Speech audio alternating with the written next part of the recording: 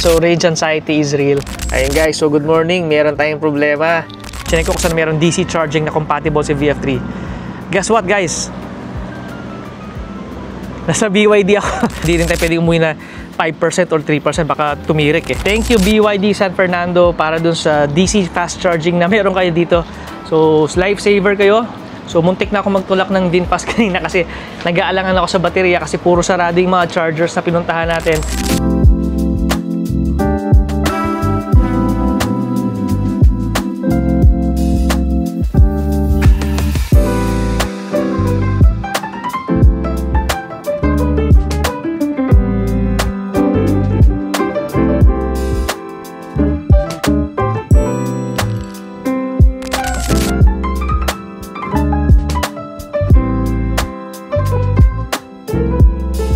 Guys, so good morning and happy Sunday sa inyo lahat. So nabalitaan nyo na nag-open na rin yung park and charge na EV charging station sa Clark. So papunta tayo ngayon guys doon sa Clark. Ang total distance natin guys is 200 kilometers back and forth. Walang ikot-ikot yun. Kumbaga 200 kilometers back and forth yun. Kumbaga point A to point B lang yun. Hindi to walang kasamang side trip. So ngayon guys, so 97% tayo umalis ng bahay. So check natin kung ilang percent ang makukonsume natin. So ngayon, ang plano ko sana is hindi naman natin kasi sinasagad yung charge ni ni VF3. Kumbaga hindi tayo uuwi ng 20% or 5% or 10%. So ang plano ko is pagdating sa Petron Marilao, i-full charge ko siya ulit. Tapos papunta ng Clark. So doon pa lang medyo may bawas na akong 20 kilometers. Sayang din 'yon. So almost 10% din siya. So ngayon guys, so tara, good morning, samahan niyo ako. Skyway na tayo ngayon. Hopefully, wala namang traffic. 1 hour and 15 minutes yung biyahe. So, mabilis lang to. Ayan guys, so tara, good morning. Samahan niyo ako.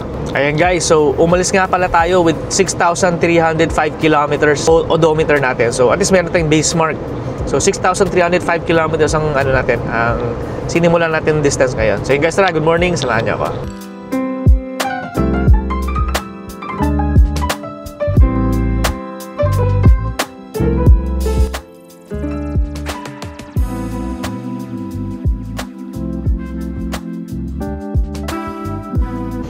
Ayan guys, so dito na tayo sa Petron Marilao. So mag-top up muna tayo. Full charge natin muna si VF3 para sigurado makakarating tayo. Ayan guys, so tara, samahan niyo ako. So Petron Marilao guys, 89%. Ayan guys, so good morning. Meron tayong problema. Pagdating natin dito sa Petron Marilao, sarado yung charging station. 89% tayo, pero wala pa tayo sa kalingkingan ng Clark.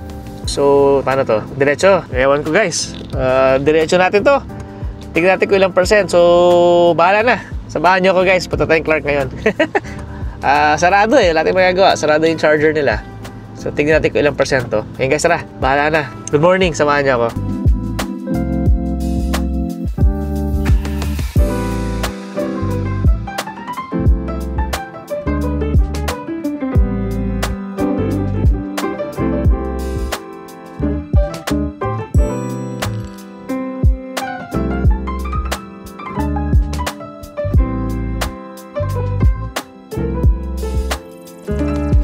Ayan guys, so good morning. Nasa Petron Lakeshore tayo. So di tayo nakapag-charge. Ang ating current state of charge is 64%. So naghahanap ako ng DC charging within the area. So try natin maghanap. So naghanap ako sa app. Meron akong nakitang sa Evro app, BYD Pampanga. So meron silang CCS2 Type 2 DC. So try natin pumunta ngayon. So ito yung sinadjust ni Evro app na meron daw. So puntahan natin ngayon. So yun guys, so tara, samahan niyo ako.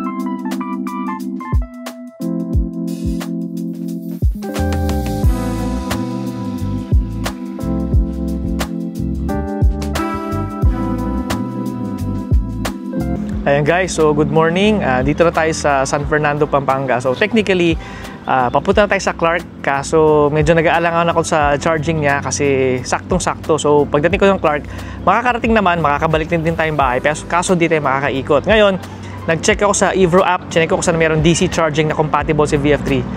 Guess what guys? Nasa BYD ako. So sa BYD, meron daw EV or meron daw DC charging dito. So meron nga, actually technically meron nga. So ito siya. So tama, ito yung charger natin. Ang kaso, nakapark yung mga units nila. So waiting tayo dito na dumating yung staff nila Tapos pagdating ng staff nila, pwede tayo mag-charge. So CCS2, tama to. Same na same dun sa pinagcha-charge natin sa Ayala Malls, Manila Bay. So yun guys, so waiting tayo. Pagdating dito, from here, pag na-full charge na natin si VF3, makakauwi na tayo. Makakapunta na tayong Clark. Actually, pupunta pa tayong Clark, tapos makakauwi pa tayo. Walang problema. So yun guys, so waiting tayo, dumating yung mga staff nila. Model sila dito, naka-park. Tapos, diretso na tayong Clark. So grabe guys, what an experience. So medyo kinabahan tayo doon. Actually, chinek ko yung distance natin. Sakto eh.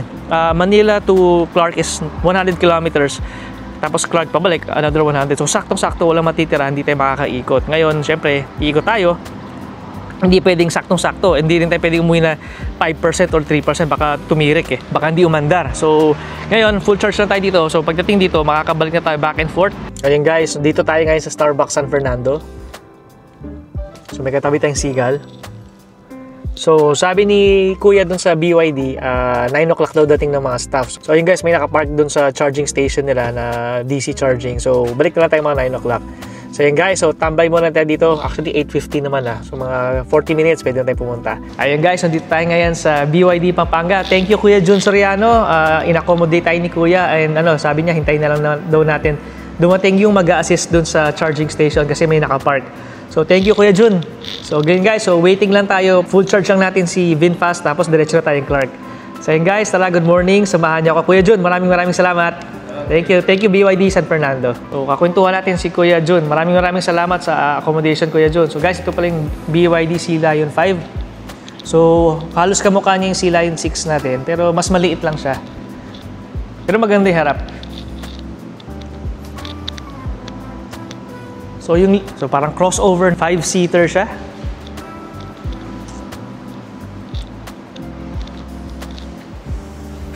Ayan guys, so finally nakita rin natin si Sea Lion 5 in person. Ayun, mukhang Sea Lion 6 din.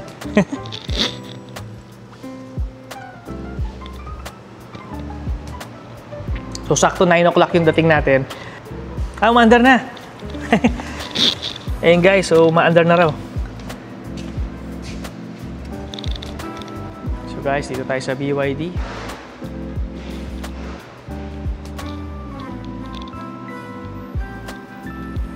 E-Max, Ato. Ayun guys, so sanay naman na tayo sa Evro app. So nag-charge na tayo ngayon. So dumating si ate, so na-move na yung car. So yun guys, so charge muna tayo sandali. So mabilis lang to, siguro mga 25 minutes siguro to, 30 minutes lang. Full charge na tayo, tapos diretso na tayo ng Clark. Nag-iisang VinFast sa isang BYD station. Yun. So guys, game na. Charge na natin. Okay. Kabit na raw natin. So nag-notify, nag-prompt na. So charge na natin. Pag-notify na si Evro app, pwede na i-charge.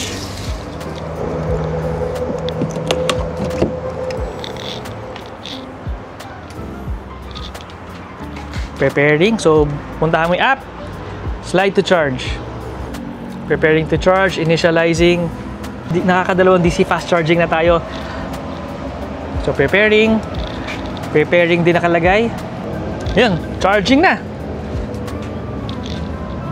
Ayun guys, so dito tayo sa BYD ngayon, charging na. So 53% tayo. So nagbubukod tanging tayo sa San Fernando, Pampanga. Dito tayo sa BYD. So thank you BYD San Fernando para dun sa DC fast charging na meron kayo dito. So lifesaver kayo. So muntik na ako magtulak ng VinFast kanina kasi nag-aalangan ako sa baterya kasi puro sarado yung mga chargers na pinuntahan natin. Sarado yung sa Petron Marilao. And then yung sa Clark, sabi open na raw, napanood ko yung YouTube video nila na park and charges open na. Pero nung chinek ko yung app nila, still closed pa. So alanganing ituloy yung punta natin doon. So ngayon, dito tayo ngayon sa BYD San Fernando, charging 55%. So nagkarga lang ako ng 500. So kung anong sobra doon, alam ko binabalik naman nila. So yun guys, so tara, good morning. Samahan niyo ako. Charge muna, VinFast. So, charge muna tayo sandali, pa 100%. Galing tayo mga around 58% eh. So ma-full charge lang natin to para makarating tayo ng Clark. Then after ng Clark, makakauwi pa tayo. So from here up to Clark nasa around 30 minutes pa eh. Tapos yun, from there, 130 kilometers lahat-lahat. So guys, tara, samahan niyo ako. Ayun guys, so update lang. So nag-charge tayo ng around 9:08 AM. Ngayon, 9:25 na, nasa 85% na tayo, 86%. So nakaka 30% na tayo halos in 17 minutes. So doble. So guys, bago tayo mag-charge kanina, ang temperature natin is 32 degrees. Ngayon nasa 38 na. So medyo mainit siya kasi nasa 40% na yung, almost kalahati na yung charge niya. So umabot na tayo ng 38%. So yun, 89% na tayo guys. Ito yung breakdown ng cost natin. So nakaka 7 kilowatts na tayo. 7 kilowatts. Tapos 38 pesos per kilowatt. So charging time nakaka 24 minutes na tayo. Total cost as of the moment is 270. Ang kinarga ko is 500 pesos. So, sa pagkakaalala ko, alam ko, binabalik na lang sobra nito eh. So, 7.12 kilowatts na yung delivered. 270 pesos as of the moment. Charging time, 25 minutes. BYD San Fernando, Pampanga. CCS2 DC, 500 pesos. Ayan guys, so konti na lang. So, 90% na tayo. Konti na. Actually, makakauwi na tayo nito. Pero, full charge na lang din natin. So, yun. So, medyo nakahinga-hinga tayo. Maraming salamat. So muntik na tayo magtulak ngayon kasi definitely kanina kung tinuloy ko yung Clark tapos sinugal ko yung pagpunta dun sa Clark Museum, alanganin kasi sabi sa news open, pero sa mismong app nila, yung pinaka park and charge app nila, sarado pa. So nag-aalangan tayo, baka hindi tayo makarating. So, or pag tinuloy ko yon, baka hindi ko nakita to San Fernando, patay tayo nito. Kung tinuloy ko siya tapos sinugal ko pa uwi, definitely baka magtutulak tayo mula bandang Marilao. So ngayon, pa full charge na tayo, definitely makakauwi na tayo nito, hindi na tayo kakaba-kaba. So guys, so thank you so much. Hintayin natin mag full charge tapos diretso na tayo Clark. Ayun guys, so good morning. Nagpalit na tayong damit kasi sobrang init. Di ko minuksan to, nakakayari naman tumambay sa BYD mismo sa loob. So ayun guys, so tara, hintayin lang natin matapos to. So range anxiety is real. Kinabahan talaga ako. Doon. So hindi ko alam kung aabot ba o hindi. Pero buti na lang may charging station dito na open. Alanganin yung Petrol Marilao, sarado. Clark Museum not operational pa, kaya patay, yari tayo. So, update lang, 96% na tayo. Kahinga-hinga na. 200 kilometers na yung range natin. 39 degrees yung mabot. And guys, so full charge na. Detach na natin tong cable. So balik natin maayos para sa next dun na gagamit, maayos din siya. Ayun guys, so balik na. Charge na din, diretso tayong Clark ngayon. So mamaya, kung may oras pa tayo, papalinis tayo kasi sobrang dumi na ni VF3. Puro alikabok na. Ayun guys, tara. Let's go to Clark. Ayun guys, so on the way na tayo sa Clark. So success, nakapag-charge tayo. Thank you BYD San Fernando. So yun guys, on the way na tayo. First time ko makita mag 40 degrees si VF3. So 40 degrees tayo ngayon. Siguro sa sobrang ano niya. Actually from 50, imagine mo from 50% eh. Halos kalahati na full charge mo in 30 minutes. So mabilis, sobrang bilis niya. Yun nga lang, from 32 degrees, sumabot siya ng 40 degrees. So thank you Lord, nakapag-charge tayo. Kinabahan ako kanina, kala ko tutulak na tayo. So,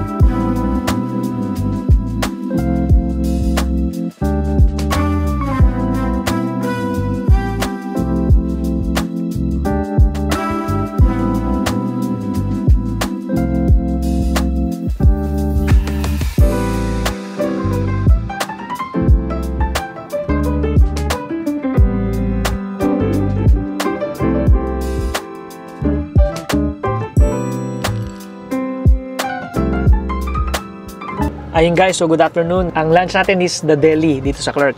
So yun guys, so tara, good afternoon, samahan niyo ako. Lunch muna tayo sandali, tapos pure gold lang, then uwi na tayo. Ayun guys, so good afternoon, lunch muna tayo dito sa The Deli. Ayun guys, so lunch na.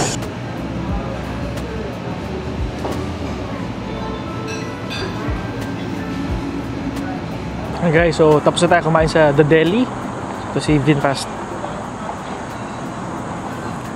Punta na tayong Pure Gold sandali, tapos uwi na tayo. Ayun guys, so good afternoon. Di na tayo pumunta ng Pure Gold kasi sobrang dami. Punong-puno kasi Sunday nga naman. Ngayon pauwi na tayo guys. Ang ating battery percentage is 75%. So tingnan natin kung ilang percent ang mararating natin sa bahay. So yun guys, so tara, good afternoon, samahan niyo ako. Hopefully walang traffic. 1 hour and 30 minutes lang daw yung biyahe. Pero yung distance sa atin is 110 kilometers din.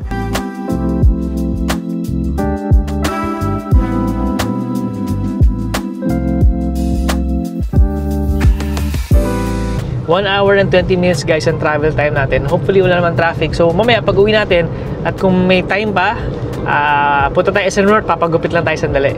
So guys, yun ang lakad natin for the day. Libre itong Sunday natin.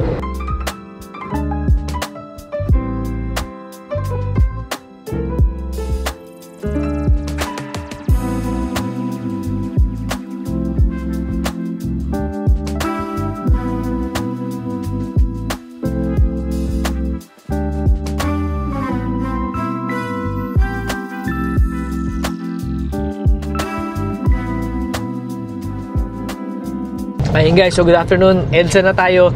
Ang ating battery percentage is 40%. So dumating o umalis tayo ng Clark with 75%. Nakarating tayo dito sa EDSA with 40%. So actually guys, technically pwede naman siya back and forth, kaya naman. Kaso yun nga lang, walang ikutan na doon. Kumbaga, literally pupunta ka lang ng Clark, touchdown, tapos balik agad. Kung gusto mong ganoon, kaya naman siya, doable naman siya. Meron ka pa matitirang konti.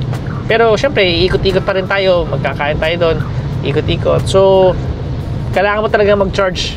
Pero kaya ni VF3. So, dito na tayo guys sa EDSA.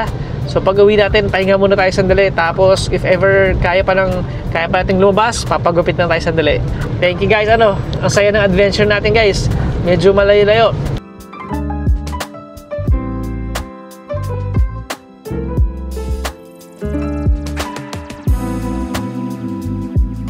Guys, grabe. Sobrang haba ng biyahe natin. Umalis tayo sa bahay with 6,305 kilometers yung odometer natin. Ngayon, nasa 6,535 na tayo. So, 230 kilometers yung biyahe natin for today. One day lang yun, guys. One day lang. Pero thank you, BYD, kasi kahit paano nakapag-top up tayo. Kung hindi, problema to. Hindi ko alam paano tayo uuwi. Magtutulak tayo ng VF3 pa uwi nito kung di tayo nakapag-charge sa BYD. So, guys, thank you guys for watching. Ayun guys, so thank you for watching. Na-stress ba kayo dun sa sa range anxiety? Pero hopefully dumami yung mga DC charging stations dito sa Metro Manila, pati sa probinsya, para tuloy-tuloy lang ang biyahe natin. So yun guys, maraming salamat sa pagnood. Sa susunod na video guys ulit, abangan nyo. Thank you guys, ingat, salamat.